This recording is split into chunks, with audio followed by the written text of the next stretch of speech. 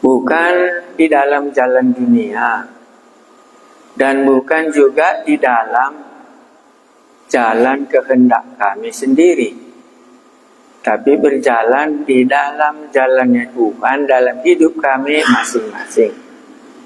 Untuk itulah kami datang beribadah, supaya meninggalkan jalan dunia dan meninggalkan jalan kami sendiri dan berjalan bersama-sama dengan Tuhan kami, Yesus Juru Selamat kami.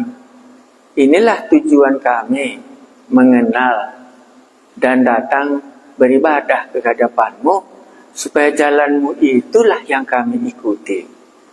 Terpujilah nama-Mu, beri kami kemampuan. Karena waktu kami berdosa, kami dilumpuhkan. Dalam semua pengertian kami menjadi gelap dan menjadi buta dan bahkan menjadi bodoh kami. Tapi waktu kami percaya ada hikmat yang dari surga, ada pengertian yang muncul di dalam hati kami.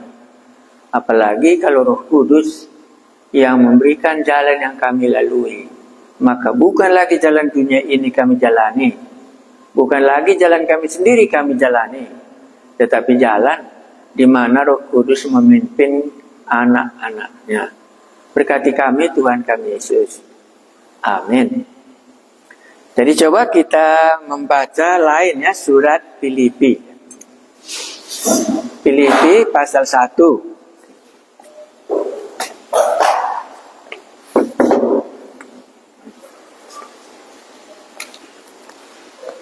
Kita sudah belajar mulai dari Yakobus, ya. Jadi surat Efesus kemarin itu agak payah, ya, karena dia membicarakan berkat rohani yang di surga. Jadi jangan menguatkan iman kalau dibaca kitab Efesus. Kan itu kemarin, ya. Ya, di dalam Kristus kita menerima berkat-berkat rohani yang disimpan di surga. Ya, itu berkat rohani. Oh, kamu telah dipilih sebelum dunia dijadikan. Ya. Oh, kita sudah menjadi anak-anak Allah. Dosa-dosa kita sudah diampuni. Jaminan semuanya ini diberikan kepada kita Roh Kudus. Berarti surat itu hampir isinya pengharapan bagi orang yang ada di dalam Yesus. Ya, kalau Yakobus menasehati orang yang sudah percaya supaya hidupnya berubah. Tapi dalam Efesus tidak berubah. Ya, makanya kemarin tidak ada yang kita disuruhnya berubah. Yang disuruhnya berkat rohani yang diberikan kepada anak-anaknya di dalam Tuhan Yesus. Baru kalau surat Filipi, mari kita baca, mungkin berbeda dia. Apa yang mau dikatakan dalam surat Filipi ini? Pemanya kita baca ayat 1. Dari Paulus. Jelas, ya? Dan Timotius. Berarti ada dua yang menulis surat ini. Bukan Paulus sendiri, tetapi ikut Timotius. Hamba-hamba Kristus Yesus. Jadi di sini namanya hamba. Ya, kalau kita tidak mengerti kali apa artinya hamba, hamba itu artinya yang bisa sangat mendekati itu pembantu. Ya, tapi lebih rendah karena bahasa Yunani-nya itu doulos. Doulos itu budak yang dijual di pasar, dibeli. Baru dia menjadi budak kita. Itu namanya dia hamba. Sekarang tidak ada lagi hamba di negara ini. Ya. Jadi Paulus ini di dalam surat Filipi, dia tidak memakai rasul. Rasul itu berbeda sedikit. Rasul itu artinya apostolos. Ya. Apostolos itu diutus. yang diutus sama kuasanya dengan yang mengutus. Makanya rasul itu kuasa. Tapi kalau di sini dia pakai hamba, itu menunjukkan kerendahannya sebagaimana Yesus hamba. Ya, apa alasannya? Kemungkinannya karena terjadi perkelahian di Filipi. Filipi pasal 4 jumpa nanti. Karena mereka menombongkan diri gitu. Tapi sama-sama mereka hamba Tuhan ya. Bukan tidak percaya. Karena surat-surat ini semua kita sudah setuju kepada orang yang sudah percaya. Ya, jadi mari kita baca ya. Dari Paulus dan Timotius, hamba-hamba Kristus Yesus. Baru kepada, kan begitu? Semua orang kudus. Kemarin juga orang kudus. Ya, jadi langsung bayangan kita jadi orang Kristen itu supaya dia kudus, berguna untuk Allahnya. Gitu. Ya di sini kenapa dia kudus nggak terlalu jelas sekali, tapi hampir sama. Karena surat Filipi juga sama dengan surat Efesus. Di sana dewa Artemis, di Filipi ada satu namanya perempuan ahli tenung. Itulah di kota Filipi ya. Waktu Paulus menengking setan yang sama perempuan ini, keluar setan itu, akhirnya tidak ada lagi penghasilan tuannya itu, disitulah Paulus dipenjarakan. Ya, jadi dulu perempuan ini menyembah berhala, dipenuhi dengan ilmu-ilmu roh-roh tenung, keluar, dan Paulus ditangkap karena merugikan. Nah itu kudus, berarti bukan lagi untuk itu, tapi untuk Allah. Maka dipakai lagi di sini istilah kudus. Ya. Jadi kita harus memikirkan hal itu. Nah dari Paulus dan Timotius, hamba-hamba Kristus Yesus, kepada semua orang kudus dalam Kristus Yesus di Filipi. Kedua, kepada siapa? Kepada para penilik jemaat. Di Efesus ini ada, di Filipi ini ada namanya penilik jemaat. Kalau penilik sekolah tahu kita ya, ya. Jadi di sana ada bisopnya. Jadi jemaat Filipi ini strukturnya besar, ada bisop di situ. Ketiga, dan diaken. Ada 3 jabatan di sini. Maka tadi dikatakannya hamba-hamba Kristus, apakah dia sebagai diaken, apakah dia sebagai penilik jemaat, apakah dia sebagai orang percaya yang kudus. 3 golongan orang di surat Filipi, di tengah-tengah jemaat. Kita bisa mengetahui apa diakennya, membantu orang-orang janda-janda di gereja. Diakonnya namanya. Jadi diaken itu tugasnya adalah diakonnya. Penilik jemaat itu, itulah bisopnya, itu kerjanya meneliti ajaran-ajaran yang ada di gereja itu. Namanya kan penilik sekolah, apa berjalan pengajaran dengan sebaiknya itu tidak kan itu. Nah barulah orang-orang kudus yang percaya kepada Yesus. Jadi itulah yang menerima surat ini, surat Filipi yang dikirim Paulus dari penjara. Oke?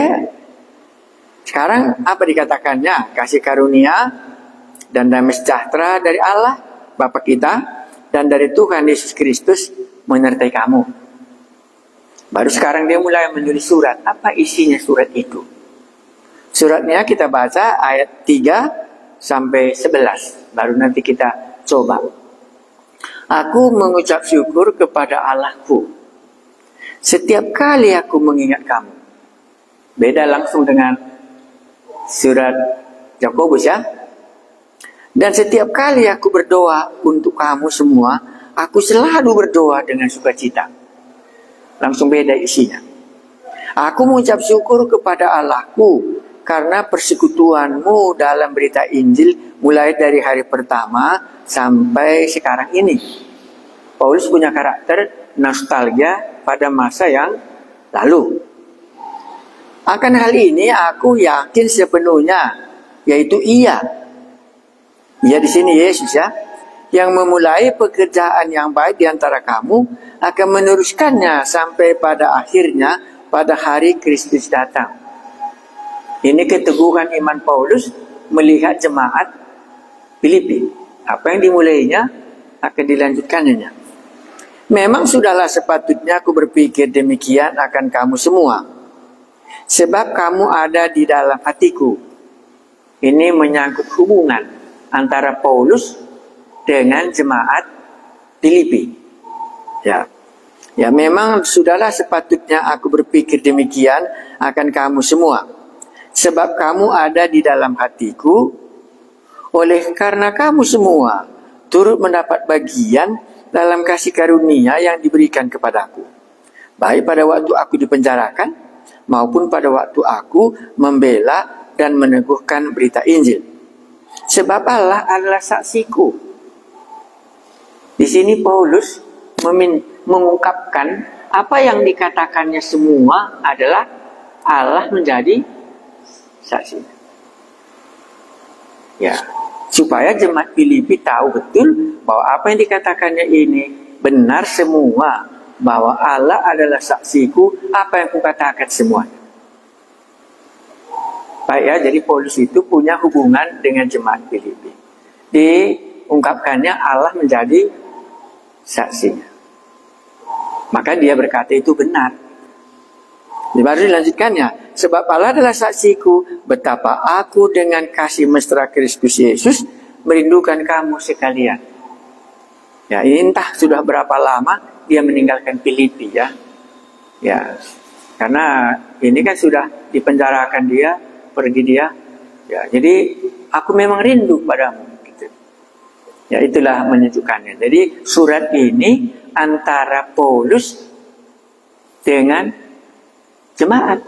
Itu lebih banyak yang diuraikan di sini. Ya, bagaimana hubungan Paulus dengan jemaat. Ayat 8. Dan inilah doaku. Semua subjeknya aku, Paulus ya. Dan inilah doaku, semoga kasihmu makin melimpah dalam pengetahuan yang benar dan dalam segala macam pengertian, sehingga kamu dapat memilih apa yang baik. Ini doanya. Supaya kamu suci. Tadi sudah kudus, sekarang supaya kamu suci. Dan tak bercacat menjelang hari Kristus. Jadi Paulus memikirkan di sini supaya jemaatnya kudus waktu Yesus datang kedua kali. Bukan menerima Yesus menjadi masalah. Supaya mereka kudus. Penuh dengan buah kebenaran yang dikerjakan oleh Yesus Kristus untuk memuliakan dan memuji Allah. Inilah yang mau kukhotbahkan. Apa yang ingin aku sampaikan? Kan bisa? Aku baca lagi. Oh, kalau begitu ayat 9 sampai ayat 11 ini kan topiknya doa. Topik doa Paulus untuk jemaat. Jadi kalau kita mendoakan jemaat, apa topik doa kita? Topik doanya satu. Dan inilah doaku. Ya. Apa isinya? Semoga kasihmu makin melimpah. Jadi dia supaya mendoakan jemaat ini, kasih jemaat ini semakin melimpah. Bukan iman, kasih. Ya. Bagaimana bisa itu tumbuh? Itu dalam pengetahuan yang benar dan dalam segala macam pengertian. Jadi kasih itu muncul kalau kita tahu kebenaran Kristus. Itu kasih. Jadi tabiat Kristus tadi pindah kepada tabiat kita, akhirnya kasih kita melimpah. Baru kedua topik doanya Pak. Sehingga kamu dapat memilih yang baik. Ya. Jadi Paulus mendoakan supaya jemaat Filipi itu yang sudah percaya kepada Kristus Yesus, yang sudah kudus, supaya dapat memilih mana yang baik. Kalau kemarin melakukan pekerjaan yang baik. Ini memilih. Jadi untuk kita hidup, bisa kita memilih yang mana yang baik. Ya, itu yang didoakannya, supaya jemaat itu nanti jangan salah. Ya, ya, memilih apa yang baik. Jadi kalau ini kulakukan supaya baik, tahu aku memilih. Ya, baru ketiga doanya apa? Supaya kamu suci, supaya jemaat ini suci. Itu didoakannya. Ya, baru keempat apa didoakannya? Penuh buah kebenaran yang dikerjakan oleh Yesus Kristus. Jadi semua empat ini hanya Yesus Kristus yang boleh mengerjakannya di dalam hati orang percaya. Baik kasih, maupun memilih yang baik, maupun hidup suci, maupun berbuah, ini hanya bisa dikerjakan oleh Yesus yang ada dalam diri kita. Itu isi doanya. Ya, sampai di sini ingatkah kita apa dikatakan Tuhan Yesus? Di luar aku, kamu tidak dapat berbuat apa-apa. Makanya Paulus katakan, aku hidup, tapi bukan aku sendiri lagi yang hidup, melainkan Kristus yang hidup di dalam aku, supaya mampu melakukan yang empat hal ini. Jadi Kristus itu kita terima, supaya keluar dalam diri kita karakter Kristus yang mengasihi, karakter Kristus yang suci, supaya nanti waktu hari penghakiman kita dihadapkan kudus dan keluar buah. Jadi bukan usahaku ini, makanya perlu kita doakan. Makanya Paulus mendoakan jemaat Filipi ini. Nah, sampai di sinilah umpamanya. Kalau Kristus sudah ada di dalam diri kita, maka yang empat ini bisa kita doakan. Supaya muncul kasihku. Karena Yesuslah yang mengerjakannya. Ya, supaya jemaat ini menjadi suci. Karena Kristus bisa mengerjakan kesucian hidupnya dia. Supaya dia bisa berbuah. Karena Tuhan Yesus katakan, di luar aku kamu tidak dapat berbuat apa-apa. Supaya nanti di hari penghakiman, jangan kita bercacat di hadapan Allah. Karena kita sudah percaya, kan kita harus nanti jumpa dengan Kristus, supaya jangan kita bersalah di hadapannya. Itu topik doanya. Ya, jadi Paulus mendoakan itu. Nah, jadi kalau kita sekarang, apa yang kita doakan untuk jemaat ini? Yang sudah menerima Yesus, ya, yang tidak menerima Yesus nggak dibicarakan di sini. Jangan ini masukkan kategori yang belum terima Yesus. Ini yang sudah kudus, kan itu tadi. Ya, jadi yang sudah menerima Yesus ininya, Yesus di dalam dirinya, bisa Kristus bekerja dalam hatinya supaya kasihnya melimpah. Supaya hidupnya menjadi suci. Supaya tahu dia memilih yang mana yang baik. Supaya dia bisa berbuah. Ini yang kita doakan. Yang sudah menerima Yesus, inilah isi doanya. Ya, bukan yang tidak, bukan yang ke neraka, bukan.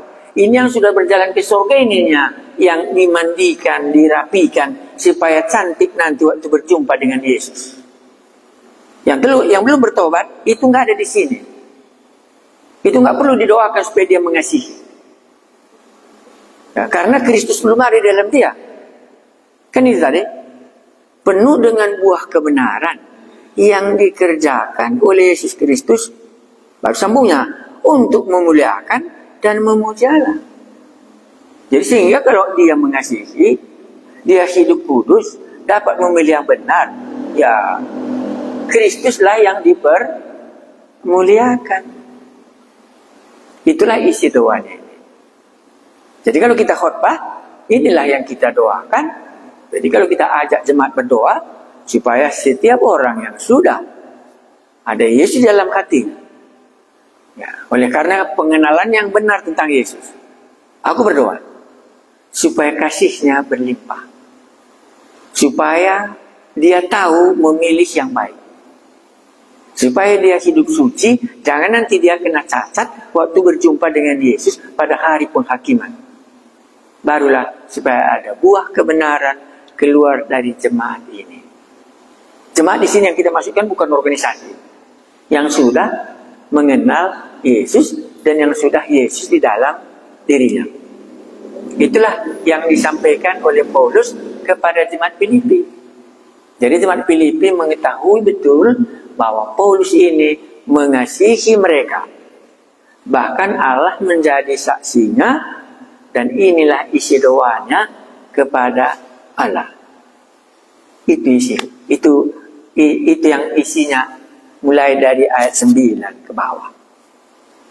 Baru kita bisa lihat kalau kita mendoakan jemaat kita ini, kemurahan inilah apa yang kita doakan. Anaknya nakal, anaknya sakit. Jadi kita langsung bayangkan, oh salah rupanya. Kami belum pernah memikirkan, mendoakan orang yang sudah menerima Yesus, supaya Yesus mengerjakan di dalam dirinya, supaya keluar kasih dari dalam hatinya yang berlimpah. Apakah kepada jemaat, ataukah kepada dunia ini, tapi supaya kasihnya melimpah, karena Yesus itu kasih. Ya, kan Yesus itu kasih ya, mengasihi kita. Sehingga kalau memang dia di dalam kita, supaya berlimpah kasih itu keluar dari dalam hati orang yang ada Yesus di dalamnya. Bukan berkat rohani. Kan berbeda di sini. Ya, bukan berkat rohani, tetapi Yesus yang ada di dalam kita itu keluar kasih kita kepada orang lain. Paulus mengungkapkan itu sehingga jemaat Filipi tahu bahwa Yesus ini, bahwa Paulus ini mendoakan kita supaya kasih kita keluar dari dalam hati kita oleh dikerjakan Roh Kudus yang sudah kita terima. Ya, ada ditanyakan sampai di sini. Jadi kita bisa tukar doa kita. Tuhan Yesus aku sudah terima, tapi kasihku belum keluar. Sebagaimana Paulus di sini mendoakan jemaat Korintus, mendoakan jemaat Filipi, aku hari ini mulai berdoa supaya keluar kasih Yesus yang sudah diam di dalam aku, supaya keluar tahu aku memilih yang mana yang baik. Karena pemilihan juga itu yang didoakan ya, supaya jangan salah kita milih. Baru supaya suci, supaya menghasilkan buah. Nah, mari kita lihat topik doa kita. Apakah ada 4 topik doa ini pernah kita doakan? Ini kan aplikasi ya. Ya, jadi Paulus tadi Allah menjadi saksinya bahwa inilah didoakannya untuk jemaat Filipi ini 4 topik ini. Ya, karena Paulus itu sering mendoakan jemaatnya. Dan diajarinya bagaimana mereka berdoa seperti Paulus mendoakan mereka. Ya. Sampai di situ sudah tahu kita ya. Jadi khotbahnya, isi doanya ada 4 poin. Bandingkan dengan topik doa kita setiap hari Minggu. Ataupun sejak kita percaya. Apa yang kita doakan? Ya, menerima Yesus sudah. Tapi pernahkah kita mendoakannya supaya Yesus yang ada di dalam tadi mengerjakan kasih keluar kepada orang lain? Karena itu yang dikatakannya kan bukan kita yang bergerak. Penuh dengan buah kebenaran yang dikerjakan oleh Yesus Kristus untuk memuliakan dan memuji Allah. Akhirnya untuk kita mengasihi orang, Allah dipermuliakan. Itu tujuannya. Jadi tujuan semua ini supaya Allah yang termulia. Itukah tujuan kita? Jadi kalau kita khotbah, itu tujuan kita. Supaya Tuhan yang dipermuliakan. Nanti bisa kita ke rumah. Aku belum pernah doa makan umpamanya, doa tidur, doa hari Minggu. Oke sudah, kita langsung naik ayat 3. Apalagi dikatakan Paulus dalam cerita ini, aku mengucap syukur kepada Allahku setiap kali aku mengingat kamu. Jadi Paulus bukan menangis kalau dia mengingat jemaat Filipi. Aku senantiasa mengucap syukur kepada Allah setiap kali aku mengingat kamu. Jadi Paulus tidak mengkritik jemaat ini. Waktu dia mengingat jemaat Filipi, dia mengucap syukur kepada Allah. Baru dibuatnya lagi ayat 4. Dan setiap kali aku berdoa. Jadi Paulus mengulangi bahwa dia suka mendoakan jemaat Filipi. Dan setiap kali aku berdoa untuk kamu semua. Berarti didoakannya baik diaken maupun penilik jemaat maupun jemaat sendiri. Dan setiap kali aku berdoa untuk kamu semua, aku selalu berdoa dengan sukacita. Jadi dia tidak bergumul, tapi dengan sukacita dia mendoakan jemaat Filipi ini. Sangat berbeda dengan surat Yakobus, kan gitu ya. Nah, jadi Paulus mau mengungkapkan kesaksian dirinya. Oh, kalau dari sini, kalau dari semua yang aku sudah tahu ini, berarti tema yang paling cocok dalam semuanya ini adalah hubungan Paulus dengan jemaat Filipi. Itu cocok tema kita. Bagaimana? Oh, dia senantiasa mendoakan jemaat, kan gitu. Oh, dia setiap dia mendoakan jemaat, dia bersuka cita. Dia senantiasa mendoakan jemaat ini 4 topik doanya untuk jemaat Filipi. Nah, inilah umpamanya isi khotbah kita. Ya, baru kita katakan kalau begitu kan kita, maka kita juga akan mendoakan Kristus yang ada di dalam kita masing-masing supaya mengerjakan kasih yang melimpah. Baru baca lagi umpamanya 5.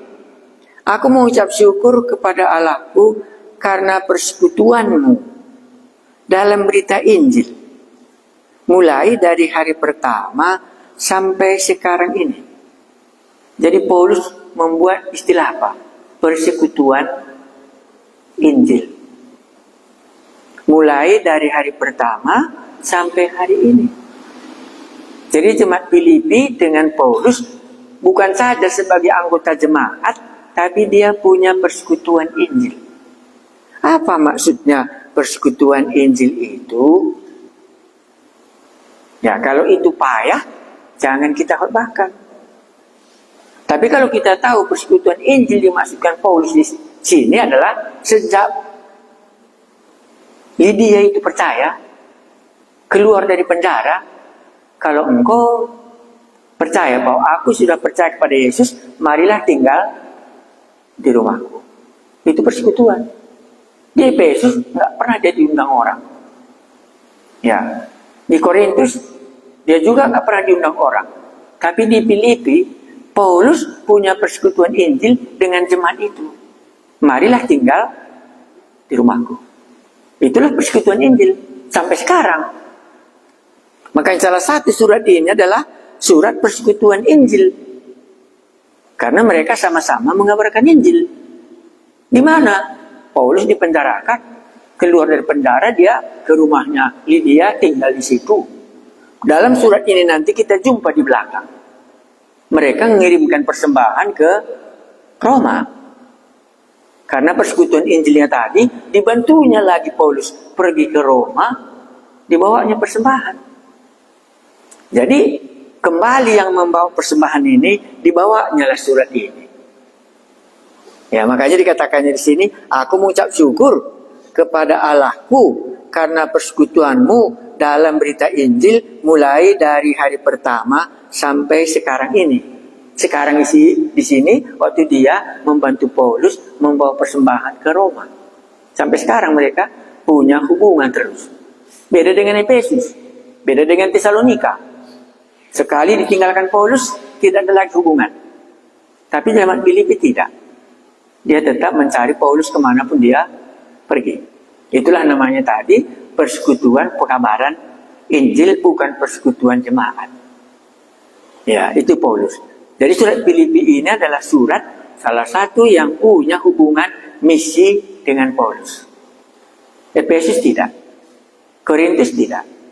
Ya, surat Yakobus tadi nggak ada hubungannya itu. Pada berikutnya 6. Akan hal ini aku yakin sepenuhnya, yaitu Ia yang memulai pekerjaan yang baik di antara kamu akan meneruskannya sampai pada akhirnya pada hari Kristus Yesus. Jadi di sini Paulus punya keyakinan diungkapkannya kepada jemaat Filipi bagaimana Allah akan memelihara sampai Kristus datang. Itu di sini keyakinannya. Makanya cocok mengkhotbahkannya ini bagaimana hubungan Paulus dengan jemaat Filipi. Nah, baru sambungnya ayat 8, 7. Memang sudahlah sepatutnya aku berpikir demikian akan kamu semua, sebab kamu ada di dalam hatiku. Hubungannya baik kali. Oleh karena kamu semua turut mendapat bagian dalam kasih karunia yang diberikan kepadaku, baik pada waktu aku dipenjarakan. Kan dia dipenjarakan di Filipi. Baru ke berikutnya, maupun pada waktu aku membela dan meneguhkan berita Injil. Inilah pemenjaraannya yang kedua. Ya. Jadi baik kalilah karena jemaat ini ambil bagian di dalam penjara di Filipi, dan sekarang juga bagus sekali mereka ini mengambil bagian dalam Paulus dipenjarakan di Roma, di mana itu Roma itu hanya meneguhkan Injil. Tapi waktu datang ke Filipi itu hanya memberitakan Injil. Patutlah aku bersukacita karena kamu mengambil bagian dalam bagian itu. Beda dia dengan surat Efesus. Ini hampir semuanya adalah tindakan orang Filipi kepada Paulus dan tindakan Paulus kepada jemaat Filipi. Ya. Jadi dari semua contoh teladan ini bisa kita lihat, oh kalau Paulus mengucap syukur melihat keadaan jemaat Filipi. Itu harus poinnya satu. Baru kedua, Paulus ini rupanya apa saja dibuatnya, Allah menjadi saksinya bahwa apa yang dikatakannya itu benar. Barulah dia mendoakan jemaat ini dengan 4 poin. Supaya kasihmu berlimpah dikerjakan oleh Yesus Kristus. Supaya kamu menjadi suci. Supaya kamu tahu memilih yang baik. Supaya kamu berbuah. Dengan demikian terjadilah kemuliaan Allah. Itu goalnya. Jadi dalam semua yang dilakukan oleh Paulus di sini, dia mau supaya jemaat Filipi masih terus termulia Kristus di dalam hidup jemaat itu. Itulah isinya. Sudah berbeda? Jadi sudah tahu kamu rupanya ada khotbah antara Paulus dengan jemaat. Sudah tahu kamu apa khotbah itu? Isinya doa. Apa yang kita doakan? Ini di sini. Jadi kalau kamu bandingkan jemaat Kemurahan inilah, apa saja yang kita doakan setiap minggu? Apa saja yang kita doakan? Home group. Apa saja yang kita doakan kalau kebaktian keluarga? Pernahkah yang 4 ini kita doakan? Supaya dia mengasihi berlimpah. Yang dikerjakan oleh Kristus yang ada di dalam hatinya. Bukan dari kita kasih itu. Dari Kristus yang ada di dalam diri kita. Itu yang kita doakan. Tuhan, Engkau telah ada di dalamku. Allah itu mengasihi. Yesus itu mengasihi. Buatlah supaya keluar kasih dari dalam hatiku. Tandanya Yesus ada di dalam. Itu doa. Yesus ada di dalam, buatlah aku berbuah. Yesus ada di dalam, buatlah aku bisa memilih yang baik. Yesus ada di dalam, buatlah supaya hidupku menjadi suci. Itulah topik doa antara Paulus dengan jemaat Filipi. Sampai di situ ada yang kurang jelas dalam cerita ini? Memang ya, hidupku bukannya aku lagi. Siapa yang ada di dalam Kristus? Iya, bukan Taurat. Tetapi fokusnya semua Yesus yang menyelamatkan, Yesus yang menimbulkan kasih, Yesus yang membuat kita memilih yang benar, Yesus yang membuat kita bisa berbuah, dan di dalamnya lah Allah dipermuliakan. Itu yang kita doakan. Ya. Ada yang lain yang kita mau tanyakan sebelum kita lanjut? Beda kan, surat Filipi isinya beda dengan Efesus. Kalau Efesus kemarin berkat rohani, kan gitu langsung. Ya, apa yang ku dapat kalau aku mengikuti Yesus? Kan itu kurang lebih temanya. Kalau ini tidak. Supaya nanti jenis-jenis bentuk tulisannya saja dulu kita tahu, nanti bisa kita mulai memikirkannya. Oh, ini hubungan Paulus dengan jemaat Filipi. Kemarin, apa yang diberikan Allah di dalam Yesus? Kamu telah dipilih sebelum dunia dijadikan. Jangan kau ganggu. Kan doktrinnya, ya, dasar iman mereka dikokohkan oleh Paulus. Ya, kita telah dipilih oleh Allah sebelum dunia dijadikan di dalam Yesus Kristus. Kan gitu kemarin. Kita telah menjadi anak-anak Allah. Siapa yang menerima dia menjadi anak-anak Allah. Kan gitu. Kita telah ditebus oleh darah Kristus yang mahal. Kan gitu. Menjadi jaminan diberikannya kepada kita Roh Kudus. Kan itu kemarin kalau saya Efesus. Tapi di Filipi tidak. Mungkin alasannya apa? Karena berbeda jenis iman yang ada di dalam Efesus. Filipi sudah masuk dalam persekutuan Injil.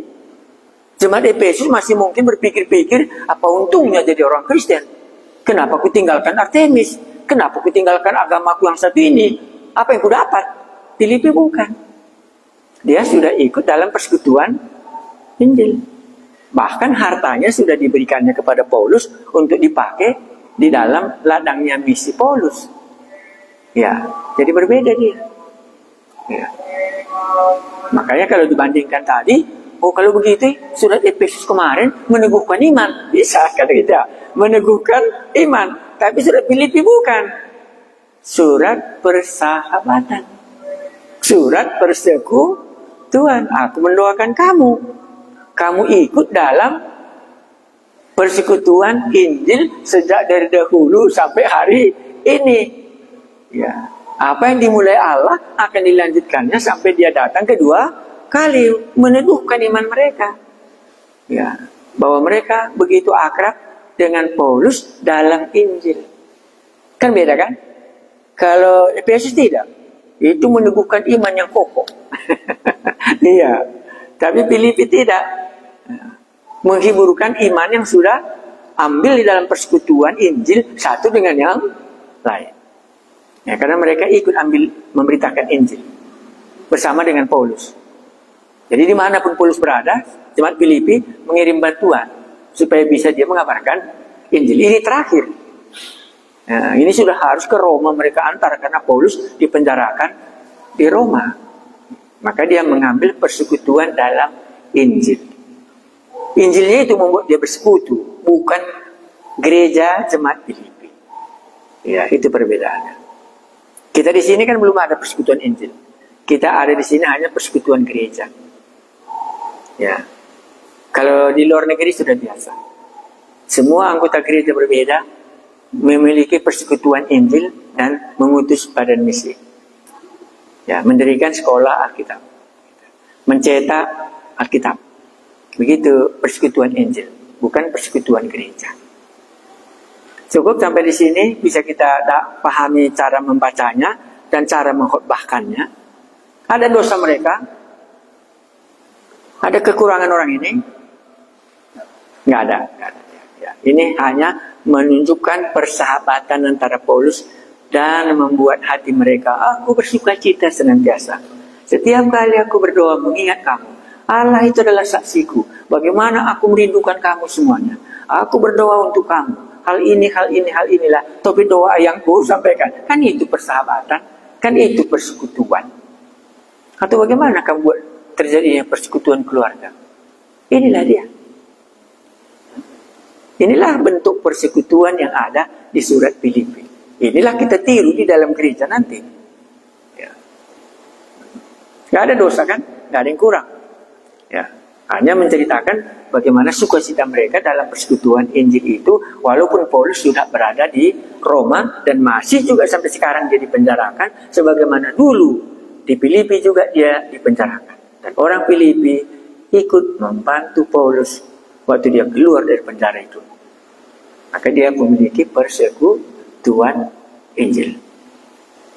Cukupkah? Mari kita baca berikutnya lagi, atau ada yang kamu tanyakan?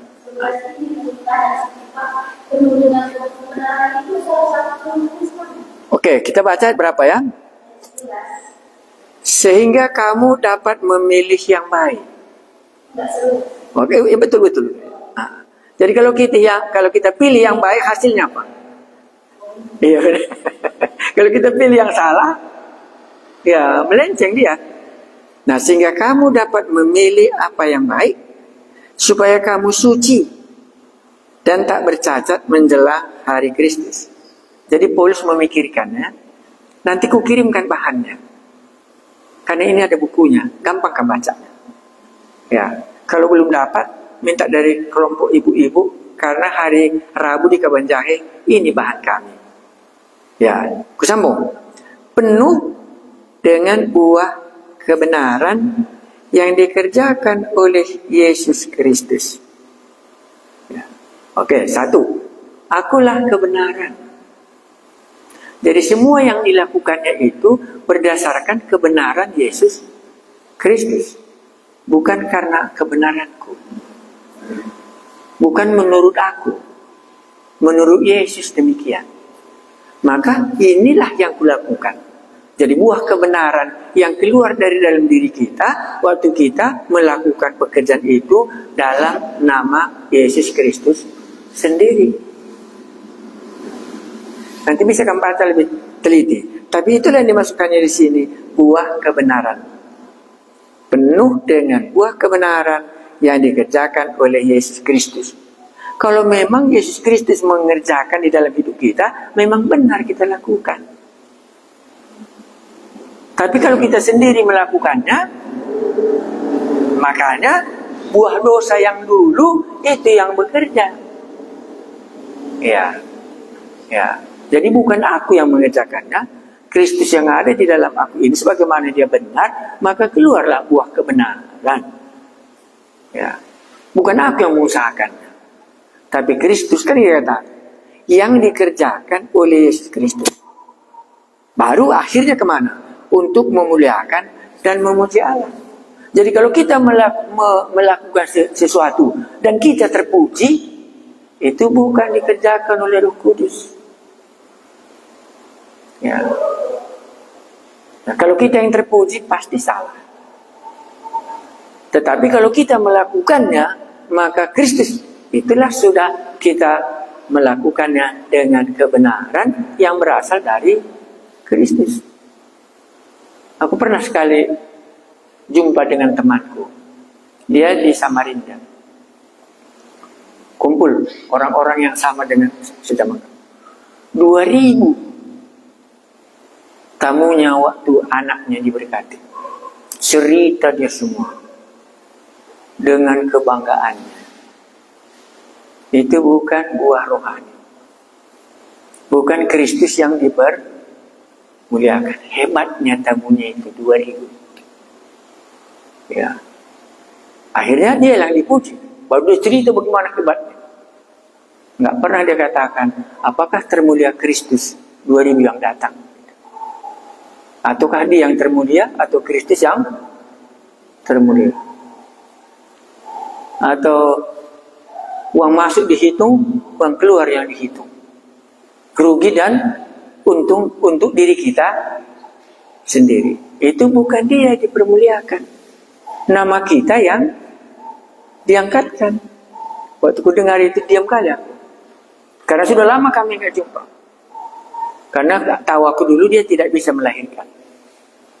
Ya, kan lama kali sudah nggak jumpa itu. Sampai sudah dia membuat pesta anaknya. Dan dia sampai sudah pensiun, kan lama kali itu. Kami masih sama-sama mahasiswa, tapi sama-sama dari persekutuan Injil dulu, itu kan. Jadi ingat itu, kalau memang kebenaran ini dikerjakan oleh Kristus, maka bukan aku yang dipuji. Kristuslah yang dipuji orang. Maka dikatakan orang, oh begitu rupanya orang Kristennya. Akan Kristus dipuja? Iya. Oh begini dibuatnya ya. Tingkah lakunya itu berbeda. Nah barulah, itulah namanya Kristus mengerjakan kebenaran dalam diri kita itu, akhirnya namanya yang dipunci. Ya, ini pasti gampang ceritanya kan. Waktu Paulus dipenjarakan, siapa yang terpuji? Walaupun dia tidak bisa dipenjarakan kan di situ kalau baca ceritanya. Harus undang aku ke sini karena aku sebagai orang Roma tidak pernah berbuat kesalahan. Masa pemimpin-pemimpin kalian masukkan aku ke penjara, aku tidak mau keluar. Kan itu tindakan Paulus dalam kebenaran. Akhirnya pemimpin-pemimpin ketakutan, langsung dia datang menjemput Paulus. Bahwa dia sudah salah, Paulus sebagai orang Roma kok dipenjarakan di Filipi tanpa dia diadili dan sekarang dikeluarkan. Supaya kalian tahu aku tidak bersalah. Sehingga aku bukan dikatakan di tempat lain bahwa ini orang dipenjarakan ngabarkan Injil lagi ke sini. Tidak. Itulah maksudnya buah kebenaran. Kan itu tindakan Paulus kan? Ya, nggak mau dia dikeluarkan dari penjara karena nanti dianggap orang Paulus ini orang-orang yang keluar dari penjara, tidak ada kebenaran yang keluar dari dalam dirinya. Nah, itu tadilah keluar dalam diri Paulus kebenarannya. Kan itu dalam pasal Kisah Rasul 16. Baru katakan aku bukan mau mengadukan saudara-saudaraku sebangsaku, tapi supaya buah kebenaran ini menjadi nyata. Akhirnya mereka dengan takut mengeluarkan Paulus dari penjara dan di mana Allah dipermuliakan. Ya, jadi kita ingat itu apa yang kita lakukan. Ya. Ada lagi yang lain kita mau tanyakan? Cukupkah? Lain. Sekarang aku hanya mau satu poin yang bisa kamu dapat. Berbeda rupanya. Surat Paulus kepada Efesus lain isinya. Oh, berarti waktu aku menyampaikannya mesti apa? Lain. Bukan sama rupanya. Gitu. Itu aja yang aku mau dapat dulu. Ya. Oke, sekarang kamu pilih apa khotbah yang sudah kamu buat, kita baca, baru kita bagikan. Atau aku sendiri yang memilihnya. Aku pilih dari Injil supaya bisa kamu lihat. Supaya bisa kamu bedakan mengkhotbahkan Injil itu apa di isinya dalam. Kalau khotbah Filipi tadi apa? Persekutuan Injil. Kalau Efesus tadi bisa kamu lihat meneguhkan dia. Kalau Injil itu khotbahkan nanti apa yang mau ku sampaikan? Hah? Bisa salib. Ya boleh. Mari kita pilih satu umpamanya. Yang mana kamu sudah khotbahkan dari Injil umpamanya. Jangan yang panjang-panjang. Kalau yang panjang nanti nggak bisa kita dapatkan. Kamu pilih teks yang tidak panjang atau yang sudah pernah kamu khotbahkan sehingga bisa kita melihatnya apa yang mau disampaikan dalam bagian itu. Ada? Kalau tidak aku pilih aja pasal 5 kita sama-sama. Lukas pasal 5. Mana tahu nanti bisa kita. Lewi pemungut cukai mengikut Yesus. Langsung mengikut ya. Bedakan itu. Mari kita lihat Lukas pasal 5 ayat 27. Lukas 5 ayat 27. Inilah aku mau khotbahkan. Bedakan dengan yang sudah pelajari mulai Yakobus, Efesus, Filipi, sekarang aku khotbahkan Injil. Aku baca Lukas 5:27. Judulnya Lewi pemungut cukai mengikut Yesus. Ke situ orangnya. Tadi dia tidak mengikut Yesus, sekarang dia mengikut Yesus. Pasti kami ingat, dahulu begini, sekarang begini. Ya. Kemudian ketika Yesus pergi keluar, ia melihat seorang pemungut cukai yang bernama Lewi sedang duduk di rumah cukai. Inilah keadaan nostalgia lamanya. Mungkin inilah Matius. Yesus berkata kepadanya, ikutlah aku. Maka berdirilah Lewi dan meninggalkan segala sesuatu lalu mengikut dia. Dan Lewi mengadakan suatu perjamuan besar untuk dia di rumahnya, dan sejumlah besar pemungut cukai dan orang-orang lain turut makan bersama-sama dengan dia. Orang-orang Farisi dan ahli-ahli Taurat bersungut-sungut kepada murid-murid Yesus, katanya, mengapa kamu makan dan minum bersama-sama dengan pemungut cukai dan orang berdosa? Jawab Yesus kepada mereka, katanya, bukan orang sehat yang memerlukan tabib, tetapi orang sakit. Aku datang bukan untuk memanggil orang benar, tetapi orang berdosa, supaya mereka bertobat. Inilah umpamanya saya mau khotbahkan. Apa yang aku pikirkan. Berbeda dengan surat, kan? Ya, ini pasti bukan orang yang percaya. Ini bukan orang gereja. Namanya saja Lewi, pemungut cukai. Ya. Boleh. Baru kalau begitu, aku mau orang-orang yang dijumpai Yesus. Bisa. Siapa saja. 1, 2, 3, 4, 5 kan bisa ya. Ya. Baru orang-orang yang mengkritik Yesus. 2, 3. Apa jawab Yesus? Aku datang bukan untuk orang memanggil ini. Jadi dalam konsep kita, kalau ku baca ini, satu poin. Orang meninggalkan hidup lamanya, masuk ke dalam hidup yang baru bersama dengan Yesus. Dan kalau dia ikut bersama dengan Yesus, maka dia mesti berubah. Kan itu di sini. Ya, begini rupanya. Jadi kalau kita mengkhotbahkannya, mari kita lihat ada satu orang yang mengikuti Yesus. Mana tahu ceritanya Lewi sama dengan cerita kita, bagaimana kita dipanggil Yesus. Nah, ini cerita orang yang dipanggil Yesus. Bukan cerita orang yang sudah percaya. Langsung kamu bedakan. Ini orang, kalau Efesus kemarin apa? Dahulu kamu mati. Jadi ini cerita orang mati ini.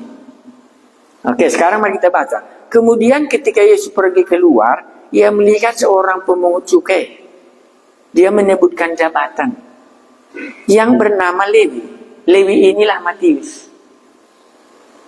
Sedang duduk di rumah cukai. Yesus berkata kepadanya, ikutlah aku. Aku nggak tahu banyak khotbah dari ayat 27 ini. Kan bisa.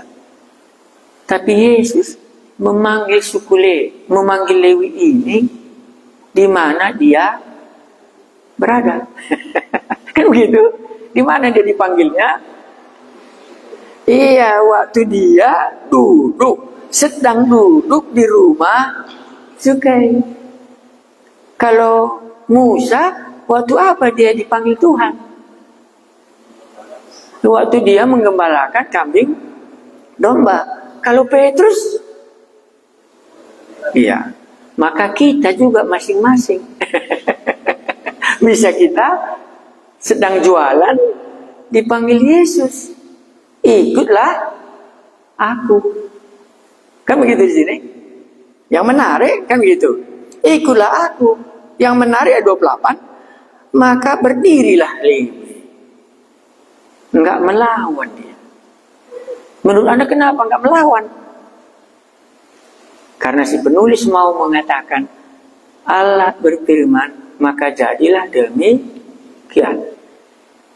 Maka enggak berani dia melawan. Karena yang memanggil itu adalah Yesus sendiri. Itulah umpamanya. Bisa juga Anda katakan, Lewi enggak melawan, tapi aku melawan. Kan bisa ya? Yang mana Anda mau boleh. Atau aku mau atau enggak. Bisa juga setengah. Tapi Musa enggak melawan. Petrus juga tidak melawan. Paulus juga tidak melawan. Waktu dia memanggil mereka masing-masing dalam keadaan mereka. Jadi jangan tunggu menjadi baik. Datanglah sebagaimana kita ada, maka Tuhan akan menerima kita. Jangan katakan aku lebih baik nanti. Di rumah cukai kamu dijumpainya. Sedang berbuat dosa. Iya, jangan tunggu waktu kamu baik. Kalau waktu nggak baik, kalau kamu tunggu waktu yang baik, maka bukan kamu yang dicari Yesus. Karena dikatakannya di sini, yang dicari Yesus adalah orang yang tidak baik. Ada di sini orang baik, namanya orang Farisi. Orang Farisi nggak dipanggilnya. Ya, Kemana kamu mau buat khotbah? Itu terserah kepada Roh Allah yang mengajari. Orang Farisi nggak dipanggil Yesus. Padahal siapa orang Farisi itu rupanya? 3 kali seminggu berpuasa. Pulang dari pajak harus cuci tangan baru makan. Haram semua kan gitu. Tapi dia nggak dipanggil oleh Yesus. Itu tergantung kepada Roh Allah di mana aku mau landing. Karena ada di jemaatku itu orang berdosa. Karena dia berdosa makanya dia jarang berminggu. Itu yang mau aku baik. Makanya bukan di gereja jadi panggilnya. Di mana dulu di pajak cukai yang menjadi dosa yang terbesar kalau kita ingat ceritanya Zakheus. Jadi jangan kamu tunggu baik. Waktu kami di bea cukai, pajak cukai sebagai orang Rom pada waktu itu, di situ kami dipanggilnya, mari ikutlah aku. Ikutlah dia. Sebagaimana ayat 8, maka berdirilah Lewi dan meninggalkan segala sesuatu lalu mengikut dia. Di sini bukan percaya, mengikut. Tadi kan sudah kita berdoa supaya kita tahu memilih yang baik. Lewi memilih yang baik. Kan begitu di sini. Lewi memilih yang baik, maka ditinggalkan yang tidak baik. Seperti sama dengan Zakheus, kita ditinggalkan yang tidak baik itu dan dipilihnya yang baik. Satu, bisa juga memang Yesus ini berkuasa. Apa saja dikatakannya, semua harus menjadi kenyataan. Lewi mengikut Yesus. Ya. Jadi kalau untuk mengikut Yesus ada yang ditinggalkan, atau dibawanya semua sama perhitungan pajaknya dengan Roma. Waktu mengikut Yesus dikatakannya tidak. Maka berdirilah Lewi dan meninggalkan segala sesuatu. Kemungkinan papan namanya pun ditinggalkannya di situ supaya kapan pun tidak ada lagi papan namanya sebagai pemerintahan Rom yang berhak memungut cukai kepada semua bangsa. Karena dikatakannya di sini, maka berdirilah Lewi dan meninggalkan segala sesuatu lalu mengikut dia. Ada yang ditinggalkan baru bisa mengikut Yesus. Kamu kan langsung praktis ya. Waktu kamu mengikut Yesus, apa yang kamu tinggalkan? Ya. Atau semuanya baik, tidak perlu kita ada yang tinggalkan apa-apa. Tapi Lewi mengatakan ada yang tidak baik. Makanya ditinggalkannya waktu dia mau mengikuti Yesus. Aku mau menceritakan Yesus dan orang berdosa sekarang pindah ke sini. Kan itu isi khotbahnya. Jangan nanti kamu pikirkan ini etika. Ini bukan etika. Merombak nasib manusia pindah mengikut jalan Tuhan. Kan itu doa kita. Supaya dia mengikut jalan Tuhan. Baru ayat 29 kan singkat cerita. Dan Lewi mengadakan suatu perjamuan besar untuk dia, untuk Yesus di rumahnya. Kedua, dan sejumlah besar pemungut cukai dan orang-orang lain turut makan bersama-sama dengan dia. Yesus bersedia makan dengan pemungut cukai. Ingat dulu ya, barang siapa yang mendengar suaraku mengetuk pintu, katanya, aku akan masuk dan aku makan dan minum bersama dengan dia. Memiliki persekutuan dengan Yesus. Ya, ada pengorbanannya, membuat perjamuan. Kemungkinannya perjamuan ini menyatakan to say goodbye, aku tidak lagi pemungut cukai sebagai pemerintahan Rom. Dipilihnya umat Israel menjadi sahabatnya seperti Musa. Menjadi kehinaan baginya kalau disebut dia sebagai anak Firaun. Dia meninggalkan Mesir dan pergi menjadi gembala di Midian. Mungkin memang itu maka dibuatnya pesta ini. Supaya semua nanti anak buahnya tahu bahwa dia sudah, apa kalian bilang, desainnya. Sudah tidak lagi di sini. Dan aku sekarang sudah menjadi sahabatnya Yesus.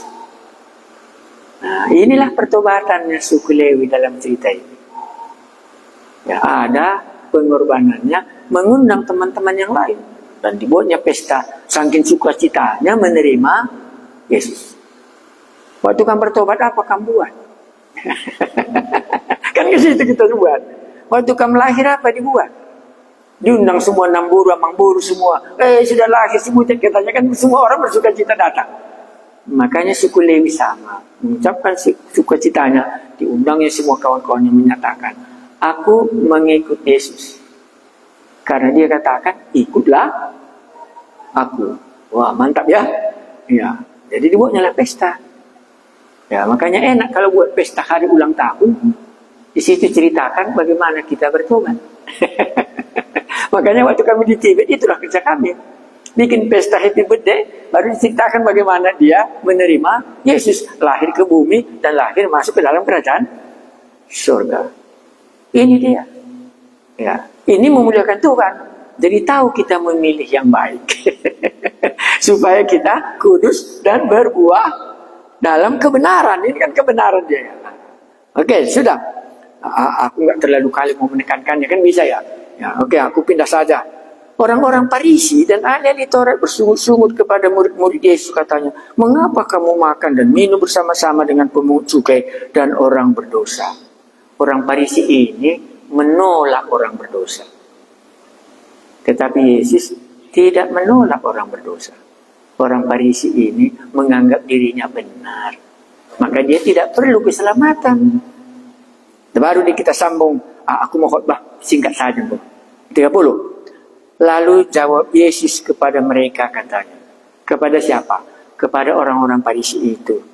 Bukan orang sehat yang memerlukan tabib, tetapi orang sakit. Aku datang bukan untuk memanggil orang benar, tetapi orang berdosa supaya mereka bertobat. Jadi kalau begitu, Lewi ini dipanggil Yesus supaya bertobat dari dosa.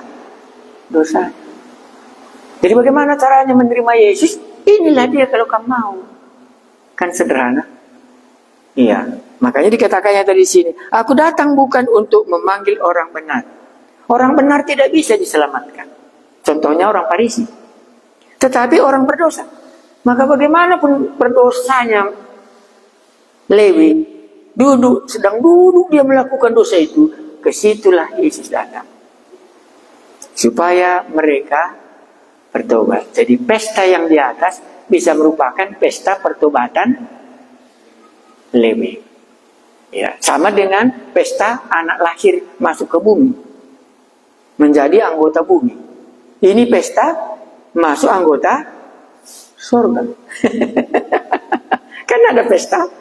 Ya, makanya anak yang hilang sesudah mati dan hilang bagaimana dibuat bapaknya?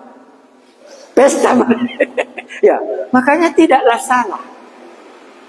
Tadi kan ditanya Bapak buah kebenaran. Inilah buah kebenaran. Kalau kita ulang tahun, apa salahnya kita buat pesta hari ulang tahun masuk ke bumi? Upah dosa adalah maut. Nanti ada pesta yang kedua, aku dilahirkan kembali, masuk ke dalam kerajaan sorga, di mana Lewi dipanggil oleh Yesus. Dan disitulah pertobatan orang berdosa itu. Baru mau kuakhiri karena aku yakin ini yang mau kusampaikan. Orang berdosa yang dapat diselamatkan.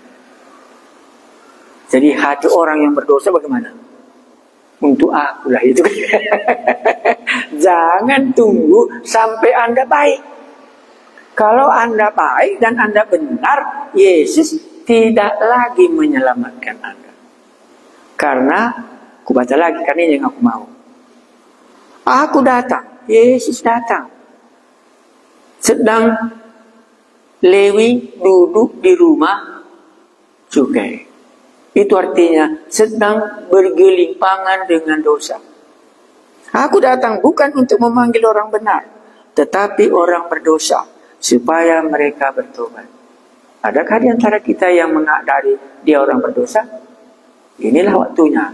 Yesus katakan, aku datang untuk kamu supaya bertobat, supaya menjadi pengikut Yesus. Tadi dia pengikut Rom, dia tadi pengikut dunia ini, dia tadi pengikut semua yang diharapkannya menjadi bagiannya. Tetapi sekarang dia mengikut Tuhan Yesus. sebagai ucapan syukurnya, kan begitu ya.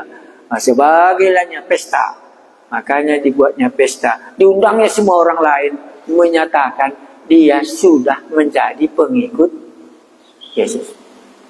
Mungkin papan namanya pun ditinggalkannya semua, baju seragamnya pun ditinggalkannya, semua buku pun mungkin diserahkannya, perhitungan-perhitungan, supaya jangan nanti datang lagi SMS ini berapa, semua ditinggalkannya. Dibuatlah resmi, aku sudah bertobat, berbalik dari dosa ini. Nah, sekarang aku menjadi pengikut Yesus. Aku dengar suaranya, ikutlah aku. Jadi Lewi menjadi pengikut Yesus.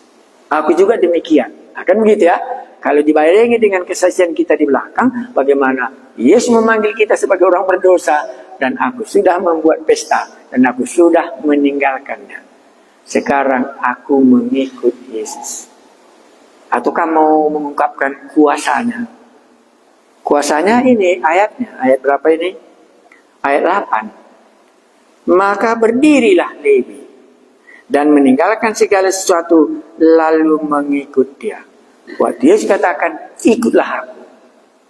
Kuasa Yesus sama waktu dia menciptakan langit dan bumi. Lazarus keluar. Hei pemuda Nain, bangkitlah. Hei anak Jairus, hiduplah. Dan Lewi juga sama. Mari ikutlah aku. Dan dia dengar, dan dia mengikut Yesus. Baru dibuatnya pesta. Maka terjadilah perubahan, terjadi pertobatan. Lewi meninggalkan semua dosanya dan mengikut Yesus. Yesus berkuasa memanggil Lewi. Itu aja. Beda dengan Filipi, beda. Beda dengan surat Efesus, beda. Beda dengan surat Yakobus, hanya menasehati. Jangan cepat marah. Ya, kan beda ya. Iya, jaga lidah, katanya kan gitu. Beda dia kalau kita mengkhotbahkannya. Ini Yesus. Yesus menjadi patokan. Ya. Di sini ceritanya bagaimana Yesus memanggil orang berdosa. Jadi hampir semua Injil itu memindahkan orang berdosa untuk mengikut Yesus. Supaya dia menjadi orang percaya, nanti ada surat-surat. Di surat-surat ini memelihara yang sudah lahir kembali itu. Jadi dalam hal apa dia salah di sini ya, gitu. Supaya aku bersihkan. Gitu. Tapi kalau Injil, bagaimana dia bisa sampai percaya? Kan begitu singkat ceritanya. Bagaimana Lewi bisa sampai percaya? Yesus datang ke tempatnya. Bagaimana orang Farisi? Ada orang tidak setuju. Karena menurut mereka Yesus itu baik. Dia tidak berdosa. Murid-murid Yesus juga baik. Tapi kenapa orang ini mau bergaul dengan orang berdosa? Karena orang Farisi tidak mau bergaul dengan orang berdosa. Jadi dia menganggapnya suci karena tidak campur dengan orang lain. Barulah dia katakan, aku datang bukan untuk orang benar, tetapi aku datang untuk orang yang berdosa. Jadi Yesus datang untuk orang berdosa supaya bertobat. Jadi kalau kamu orang berdosa, cocok kalilah pasangannya Yesus. Datanglah, tobatlah, ikutlah Yesus. Maka kamu menerima hidup yang kekal. Ada yang bisa ditiru, kan gitu ya? Siapa yang mau ditiru? Orang berdosa. Lewi orang berdosa, duduk di rumah cukai. Apalagi ditiru. Waktu dia mendengar firman Tuhan, dilakukan. Nah, baru ditinggalkannya, baru dibuatnya pesta. Nah, barulah dia menjadi pengikut dan salah satu rasulnya Yesus Kristus. Dan dialah yang akan menulis Injil Matius. Lebih hebat dia. Kalau tadi dia pemungut cukai, tahun 400, kekaisaran Roma lenyap. Maka lenyaplah namanya. Tapi karena dia mengikuti Yesus, sampai hari ini masih apa yang dikatakan Matius. Pergilah, masih orang mendengar apa yang ditulis. Karena makanya Matius lebih berhasil mengikuti Yesus daripada mengikut bea cukai di kekaisaran Romawi. Ya, Anda bisa memilih. Tapi kalau kita orang berdosa, inilah jalannya. Bisa kita menjadi pengikut Yesus. Kita ikut jejaknya. Di sini bukan menerima Yesus ya, ikut jejaknya. Karena kita mengikut harus ada yang ditinggal. Sama dengan Abraham, waktu Allah memilih Abraham, dia harus meninggalkan tanah Ur Kasdim, saudara-saudaranya dan familinya, supaya bisa pergi dia ke tanah Kanaan. Pertobatan harus terjadi, meninggalkan ini. Anak yang hilang, meninggalkan kandang babi, pergi ke rumah bapaknya, baru ada pesta di sana. Bapaknya buat karena anaknya sudah kembali.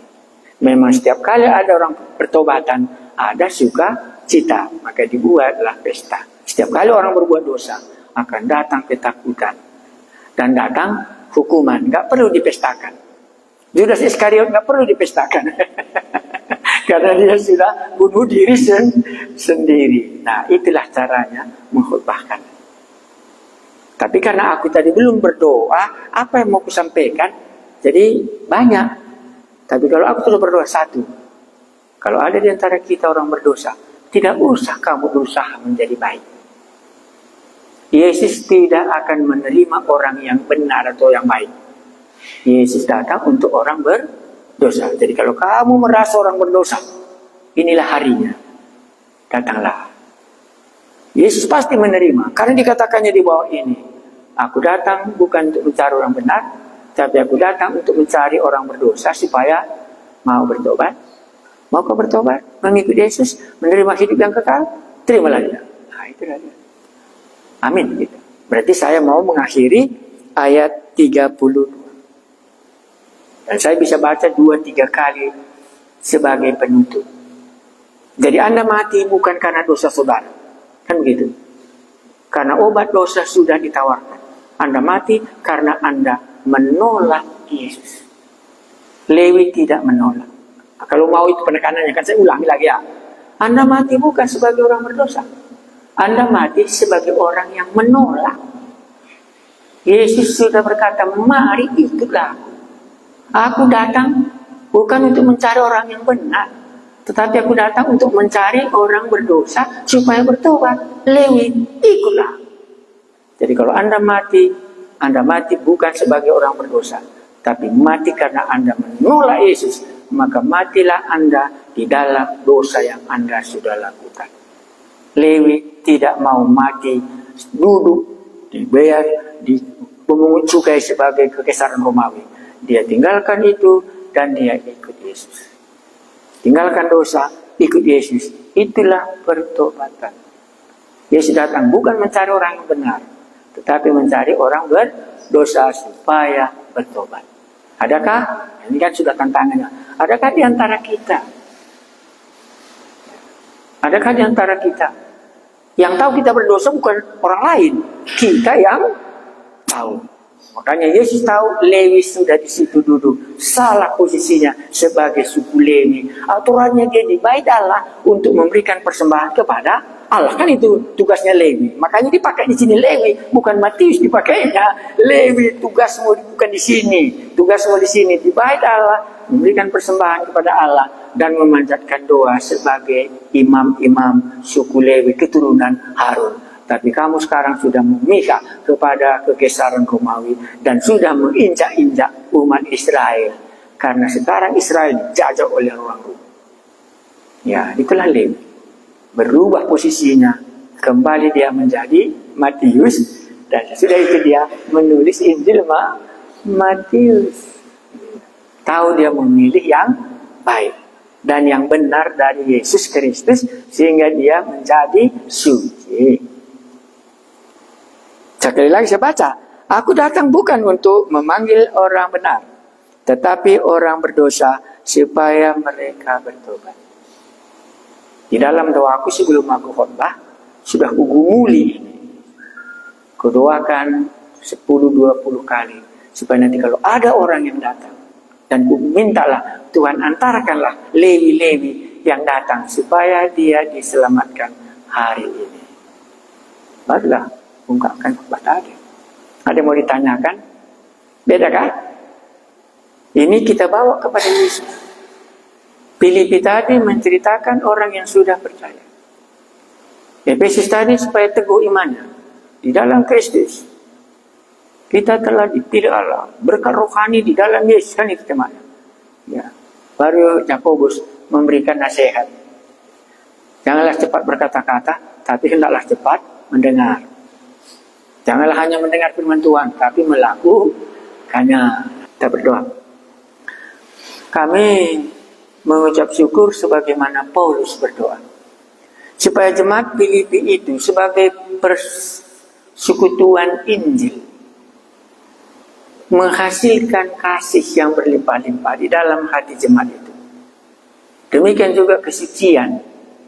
Demikian juga dapat memilih yang benar dan menghasilkan buah kebenaran yang dikerjakan oleh Yesus. Jadi setiap jemaat kami yang sudah ada Yesus di dalam hatinya untuk juru selamatnya, sekarang kami berdoa supaya Yesus yang ada di dalam hatinya mengerjakan. Tolonglah Tuhan kami Yesus, bekerjalah di dalam hati jemaat kami yang sudah menerima Engkau menjadi Tuhan dan Juru Selamatnya, supaya melimpah kasih orang-orang yang sudah dilahirkan kembali, supaya Roh Allah, supaya Kristus sendiri mengerjakan buah kebenaran, supaya jemaat kami tahu memilih yang baik dan mereka suci waktu Yesus datang kedua kali. Buatlah Tuhan hal ini bertumbuh di tengah-tengah jemaat kami. Terima kasih Tuhan kalau kami melihat bagaimana Lewi bertobat, bagaimana kuasa Yesus memanggil orang berdosa. Kalau ada di tengah-tengah jemaat kami juga, kami berdoa bahwa Yesus tidak menunggu orang yang benar, tetapi Yesus datang untuk menyelamatkan orang berdosa. Yesus datang bukan untuk orang benar, tetapi untuk orang berdosa supaya bertobat. Kalau ada jemaat kami berusaha dia menjadi benar, tapi nggak mungkin dia benar, kami berdoa supaya dia tahu bahwa Engkau datang untuk menyelamatkan orang berdosa, sehingga dia bisa bertobat dari jalannya yang salah. Terima kasih Tuhan, kami sudah belajar sedikit. Kami mohon supaya Roh Kudus yang ada dalam hati kami lah menjadi guru kami, sehingga mampu kami menceritakan nama-Mu kepada orang lain. Damai sejahtera-Mu memenuhi hati kami. Dalam nama Tuhan Yesus kami berdoa. Amin. Baik, sampai di sini. Terima kasih banyak. Sudah 2 malam.